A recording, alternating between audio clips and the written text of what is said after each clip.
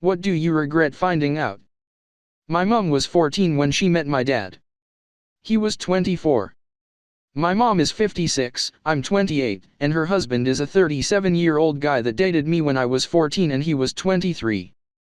He was the pastor's son, so my parents, despite being super strict, would let me go hang out with the guy, and I thought he was so cool because he was older, had a car and all that. Looking back, I've always realized how creepy he was.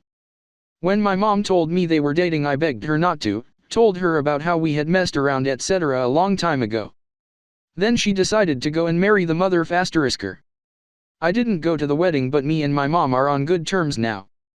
The worst part is that my 2 kids love him and call him Papa, and he's barely older than me or my husband.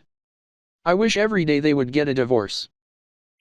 My mother died in a car accident when I was 3. I found out from a newspaper article years later that it was her fault. She wasn't paying attention and crossed the yellow line and ended both her life and that of the person in the other car. Same happened to me, although it wasn't my mom, it was my grandpa. He died in 1955 and neither my dad or I ever knew the circumstances. Found out from old newspaper articles that he was drinking and driving.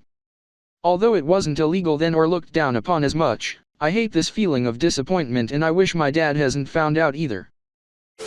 That my best friend took her own life. She told me she was moving and gave me all her stuff because she said she had a furnished room where she was going.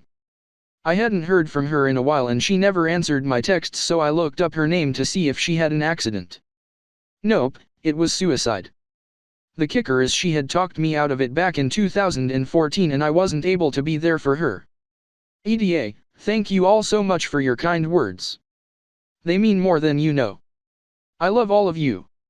EDA, I'm doing better after reading all your kind words and messages. I wish I could reply to each one personally.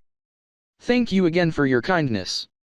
You cannot blame yourself because it seems that she knew how to keep her plans secret. You can live your life to the fullest and remember her in your good times. She is with you, look for the little signs. She will be happy to see you smile. That my mother knew she had cancer a year before she told anyone, or rather, a year before she was diagnosed, after I literally forced her to see a doctor for her then extremely distended stomach. I was under the impression that we told each other absolutely everything because up until that point, we did. I found out the truth a month after she died when I'd requested all of her cancer-related paperwork from her oncologist. My mother found out she had a lung disease, not cancer, an autoimmune thing, and she had about 7 years to live.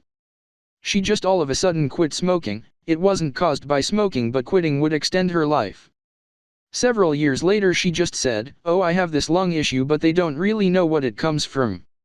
She was very elusive because I'm a nurse and she didn't want me to research her disease and find out she was dying.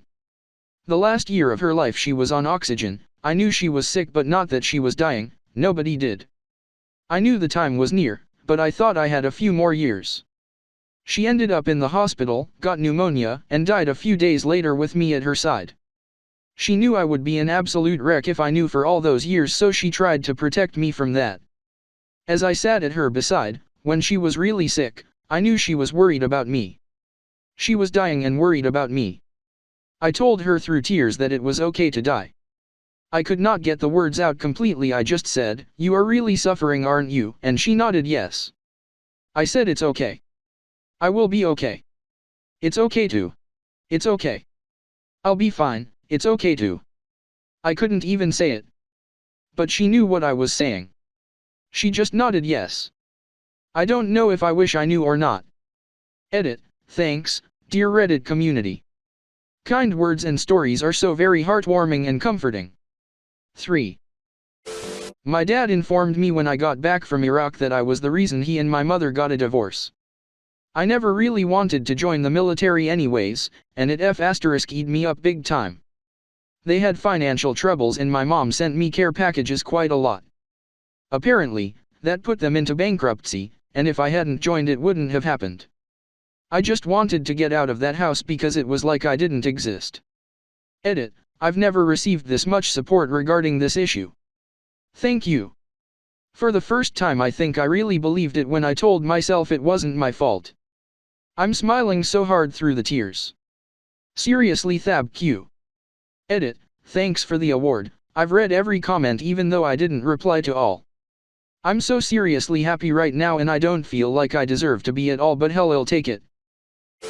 I didn't meet my dad until I was 15. It was in secret since my mother wanted nothing to do with him.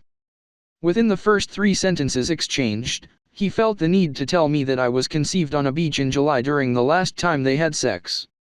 I was the product of going away f***ck in a relationship doomed before my conception. He followed it up with, we were good at 2 things, me and your mom. Fightin' and f***ing. Unfortunately we were fighting more than we were f***ing, so it stopped being worth it. 10 years later and this is still how I get my family history. Just how close my pilonidal cyst, a hole that forms where your tail was as a fetus, was to making contact with my spine.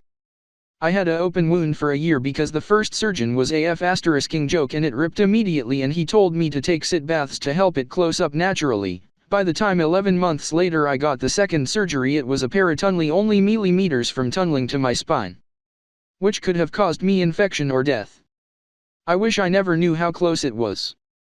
BC, I am terrified it's still tunneling on the inside even though completely closed now on the outside.